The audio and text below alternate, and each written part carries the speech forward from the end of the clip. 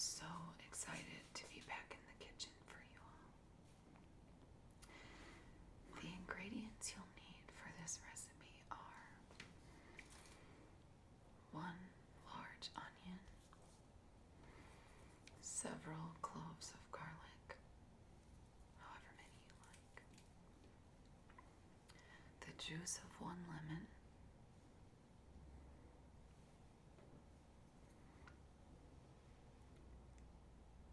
dried basil leaves, dried thyme,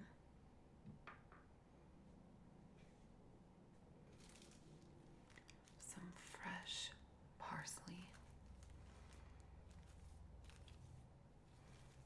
My grocery store had the whole plant, so I decided to try to grow it. Bay leaves,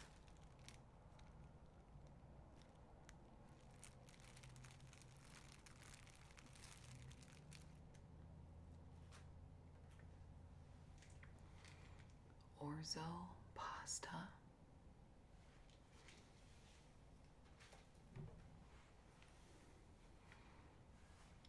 vegetable broth. So let's get started. First thing we're going to do is one of my favorite things, and that is chop up this onion.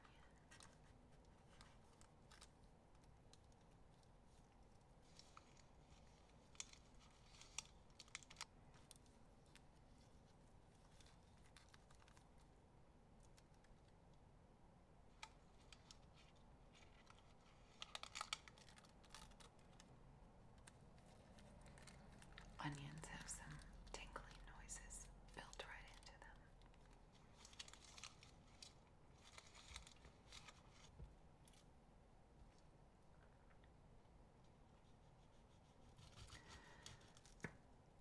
I must admit, I'm fairly slow at chopping onions. I enjoy it very much, but on the cooking shows, when I see professionals chopping onions to little bits at lightning speed, I do get a little jealous. I cannot chop that fast. I would probably be a little faster if I had a nicer, sharper knife, but nowhere near what the pros can do.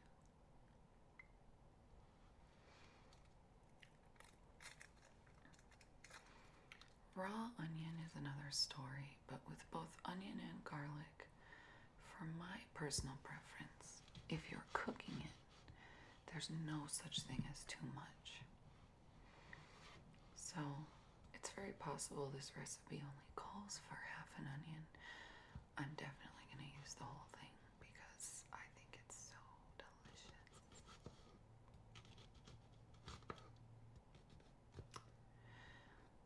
I would like to, since I'm going to be chopping for a minute, give a special shout out to Seafoam Kitten ASMR.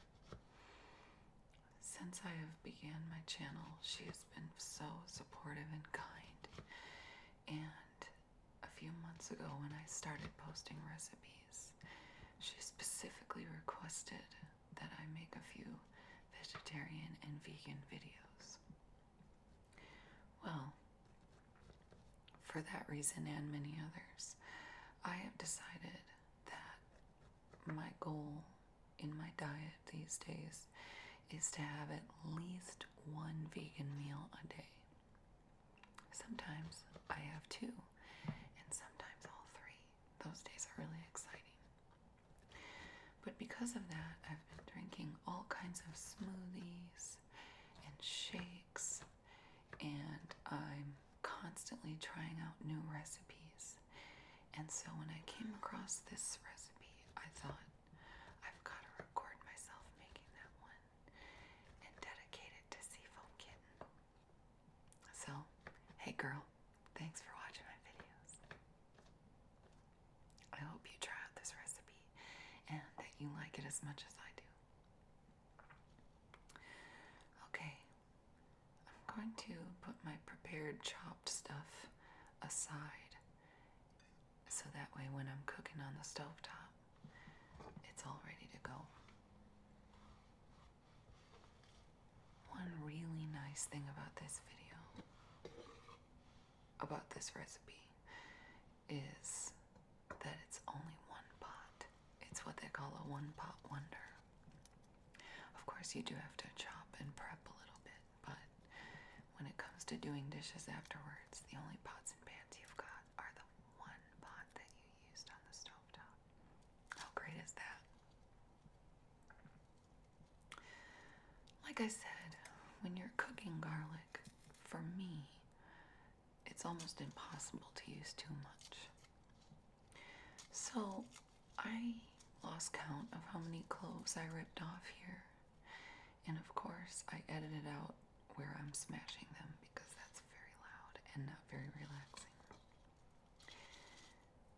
But once they're smashed and peeled open, it should look a little something like, wait for it.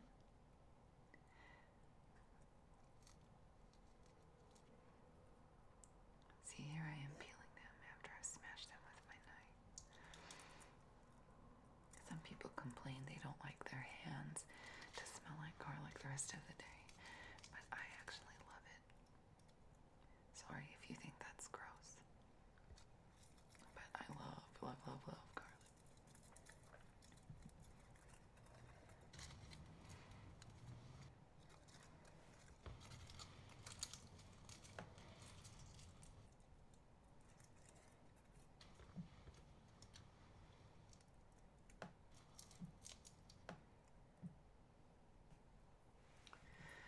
Now, once they're all peeled, I did try to get you a closer shot. So it looks like there's about 6 cloves there. Like I said, no such thing as too much. The recipe, I'm sure, only calls for 2 or 3. But I went for it. Also, because of the nature of this recipe, I didn't chop them up very small. Because if it's cooked down, even a large chunk of garlic is quite yummy. And so I didn't waste too much time mincing it super tiny.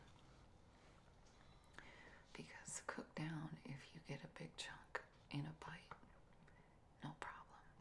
Opposite of a problem. And I'm just finishing up my cutting board jobs here by slicing that lemon in half for when I juice it later. And chopping up some parsley leaves.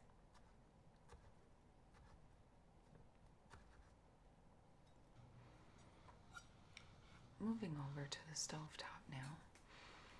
I have my big stock pot, and my oven's a little finicky, so I have the heat on high. But if you have a nicer oven, probably medium-high is good enough. Let that oil heat up for a second, and then add your onions and garlic. Whoo! It's sizzling. So yummy. One thing about vegan cooking and vegetarian cooking is, to me, onions and garlic flavor everything. So, since you cook down your meat and other foods to taste like onions and garlic, why do you even need those other foods? Just eat the delicious onions and garlic. Just there, I've added my dried herbs, the half a teaspoon of dried basil, half teaspoon of dried thyme.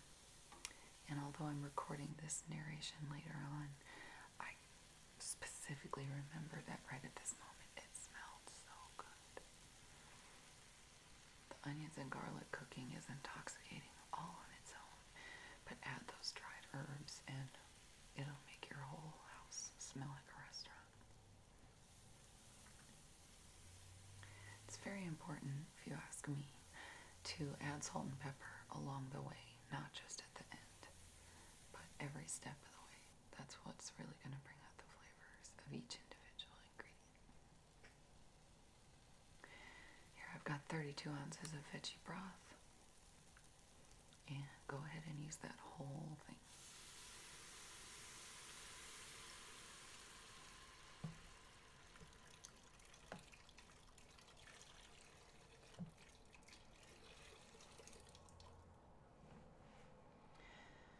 Now this recipe can also be a soup if you use less pasta, but I use the whole box of pasta to make it kind of like a pasta dish. There, I've just added 1 cup of water. Also, to flavor sauces and broths, not many chefs will tell you that their secret ingredient is just good old bay leaves. You can add those to nearly anything, and it'll pump up the flavor. Now, orzo looks a lot like rice. It's actually just noodles. It's semolina pasta. They just are shaped like tiny little rice.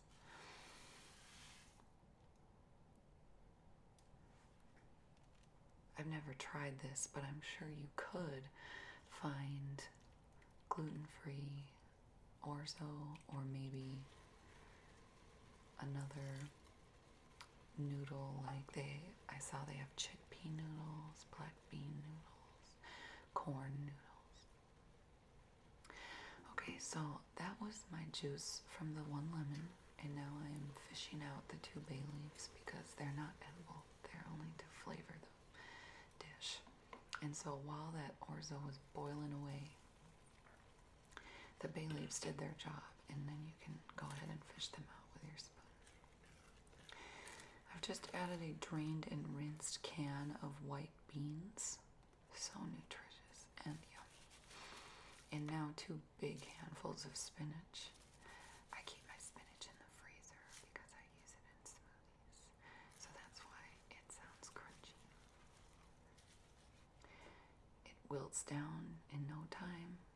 And now we're ready to add the parsley. Just that finishing touch to really make your food just taste delicious. We've got dried herbs, fresh herbs, vegetables, broth, and pasta.